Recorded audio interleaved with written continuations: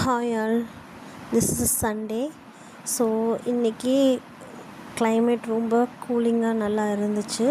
அசோசியேஷனில் republic டேக்கான sports activities சில்ட்ரனுக்காக நடந்துகிட்டு இருந்தது. So ரித்து madam போய் பார்ட்டிசிபேட் பண்ணிட்டு வந்துட்டாங்க. முனிஷ் தான் கூட்டிகிட்டு போயிட்டு வந்தார்.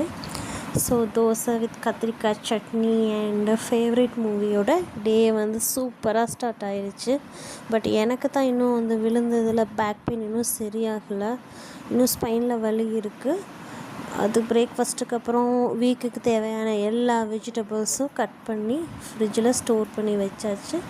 ஸோ நெக்ஸ்ட்டு லஞ்சுக்கு நாங்கள் வெளியில் கிளம்பிட்டோம். லஞ்சுக்கு ஆஃப்டர்நூனுக்கு மேலே நல்லாவே கிளைமேட் நல்லா இருந்தது. ஸோ லஞ்ச் எங்கே போனோன்னா அன்னபூர்ணாக்கு. பிகாஸ் தைப்பூசத்துக்கு முனிஷ் விரதம் இருக்கிறதுனால நாங்கள் வெஜிடேரியன் மட்டும்தான் சாப்பிட்றது. ஸோ எங்களுக்கு வெஜ்ஜில் ஃபேவரட் ஸ்பாட்னால் கண்டிப்பாக நம்ம கோயம்புத்தூரில் அன்னபூர்ணா தான். ஸோ ஹாப்பியாக 3 பேர் கிளம்பி போயிட்டோம். அப்போது ரித்து தான் ரொம்ப மேடம் ஹாப்பியாக இருந்தாங்க. அவங்க வேகமாக போயிட்டு இருந்தாங்க. இதோ இந்த பிளேட் வேணும்னு சொல்லி அட்டம் பிடிச்சி அவங்க அந்த சாப்பிட்ற மாதிரி பெரிய பிளேட் வாங்கிட்டாங்க. எனக்கு பருப்பு பொடி போதும். இதுதான் அன்னபூர்ணாவில் என்னோடய ஃபேவரேட். இதுக்காகத்தான் நான் மெயினாக அன்னபூர்ணாவில் சாப்பிட ஆசைப்படுவேன். அவ்வளோ இஷ்டம்.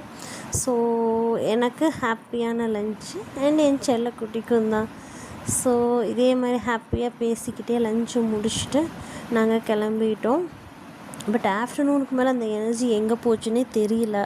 ஸோ என்னால் எதுவுமே செய்ய முடியல. நைட்டுக்கு சிம்பிளாக டின்னருக்கு தோசை மட்டும் பண்ணிவிட்டு கத்திரிக்காய் சட்னியே கொடுத்துட்டேன். ஸோ அதுக்கப்புறம் திருப்பி வெஜிடபிள்ஸ் எல்லாம் இந்த வீக்குக்கான தேவையான எல்லா வெஜிடபிள்ஸும் கட் பண்ணி வச்சாச்சு. அப்போவே ஆல்மோஸ்ட் டைம் ஒரு 11 பக்கம் ஆயிடுச்சு. ஸோ அதனால் மிக்சியில் எதுவும் அரைக்க முடியல. ஜஸ்ட்டு தேங்காயெல்லாம் கட் பண்ணி ஸ்டோர் மட்டும் பண்ணி வச்சுட்டேன்.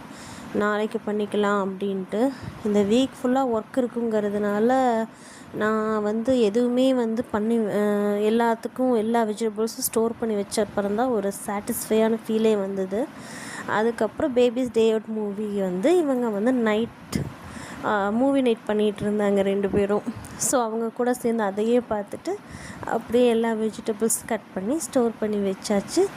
ஸோ இந்த வீக்கெண்ட் இப்படி தான் போச்சு. நாளைக்கு ஒரு ஸ்பெஷல் டே. அது என்னன்னு சொல்லிவிட்டு நாளைக்கு நான் உங்களுக்கு எல்லாருக்கும் சொல்கிறேன். Until then, bye bye. See you all.